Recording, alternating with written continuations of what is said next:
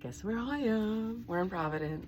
I'm at Parents' Weekend, and we thought we would do a little talkie here. One of the things Ivy and I were talking about recently is how when she came out as trans, she was upset, right? One thing I said was that I'm very tired of the constant coming out and the constant process. That was like a killer for me. And the fact that I had to take your name out of the phone and switch it.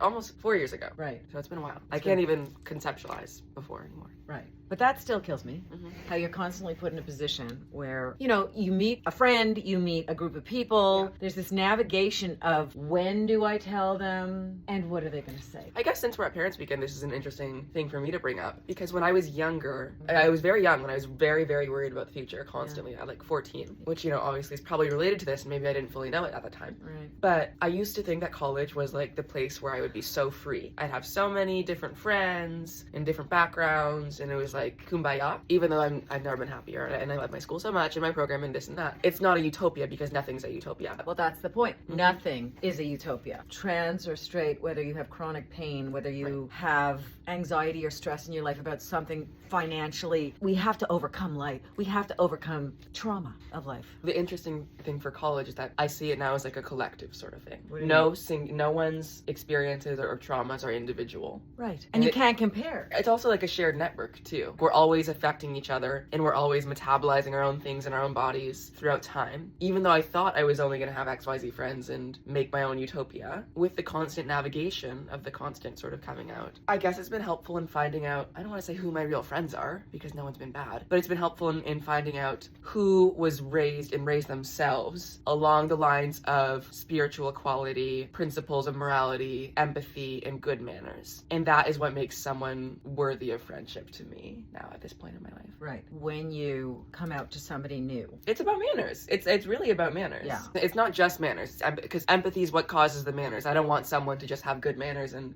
think in the back of their head XYZ. Right. It's about empathy. Right. And you know how it's odd that that's kind of related to social media? Because there's a lot of keyboard warriors who say evil things online. To us even. Well, yeah. But they would not in person.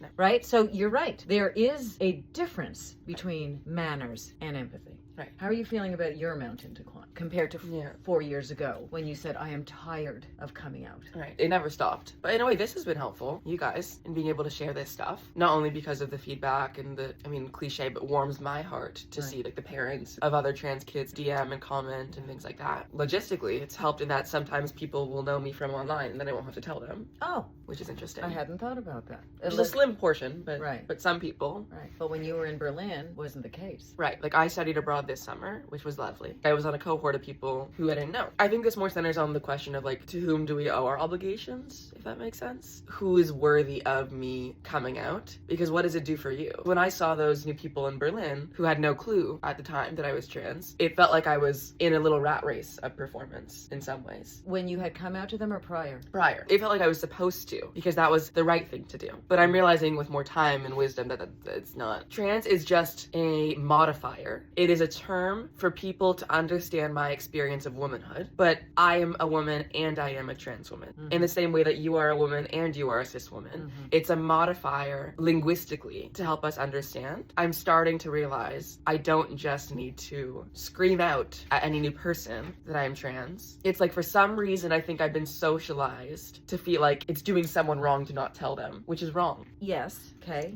and no. Because once you become close to somebody, it's also personal. It's a very personal thing. It's very related to. Yes, it's not. There's no one size fits all at all to this because very different people have very different experiences and interactions with. Yeah. Like I made some new friends in August when I was in New York, and a lot of them were very in with the young trans circles, and it was like nothing to them, if that makes sense. Right. Whereas the ones in Berlin, they'd never been close friends with or even friends with a trans woman. But they reacted very well. No, yeah, that's what I'm saying. Yes. There's a different timeline. There's a different opening of mind because in a way we're all performing our gender all the time unconsciously through repetition, through socialization. And some people don't have to think critically about that until they meet a trans person or they realize that they've met a trans person because a lot of times you just don't realize.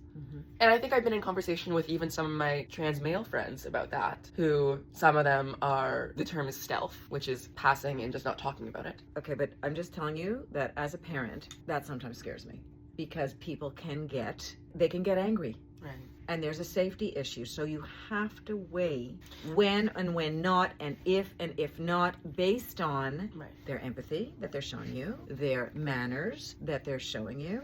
Yeah. It's a challenge, but we all have challenges. Life is a challenge. Right. Everybody has 1, 2, 3 things that they can't change, that they have to accept, and they have to learn how to navigate. Yeah. One thing that has been really formative for me in New York was one of the first times that I had been around other trans girls my age. That was eye-opening because it was like I would go to the party and I wouldn't need to feel like I'm scared of not telling someone. Right. Because it was like half of us were trans. It was a great experience. It was a communal experience, but not everybody has that.